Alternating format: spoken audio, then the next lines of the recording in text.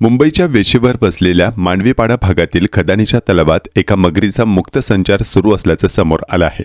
यामुळे स्थानिक नागरिकांमध्ये भीतीचे वातावरण पसरले आहे। दहिसर पथनाक्यापासून काही अंतरावर मीरा भाईंदर महानगरपालिका हद्दीमध्ये संजय गांधी राष्ट्रीय उद्यानाच्या सीमेलगत मांडवीपाडा परिसर आहे। या भागात अनेकांची खासगी जमीन आहे, त्यामुळे काही वर्षांपूर्वी या जमिनींमध्ये दगडाच्या खदानी खोदण्यात आल्या होत्या।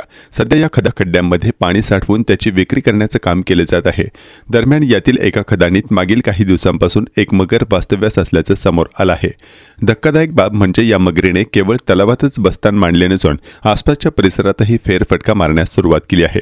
त्यामुळे या ठिकाणाहून पायी चालणाऱ्या नागरिकांच्या नजरेस ही मगर पडत असून परिसरात भीतीचे वातावरण निर्माण झाले आहे। प्रामुख्याने ज्या खदानीच्या तलावात मगर दिसत आहे त्या ठिकाणी अनेक वर्षांपासून लहान मुले पोहण्यासाठी किंवा खेळण्यासाठी येत असतात। त्यामुळे एखाद्या वेळी लक्षात न येता मोठी दुर्घटना घडण्याची भीती स्थानिकांमध्ये व्यक्त केली जात आहे। स्थानिकांच्या दाव्यानुसार या ठिकाणी मगर येण्यासाठी कोणताही मार्ग नाही। अचानक या पाण्यात मगर दिसत असल्याने यामागे काहीतरी वेगळे कारण असावे असा संशय व्यक्त केला जात असून यामुळे स्थानिक नागरिकांना थेट धोका निर्माण झाल्याची माहिती प्राणीप्रेमी सचिन जांभळीक यांनी दिली।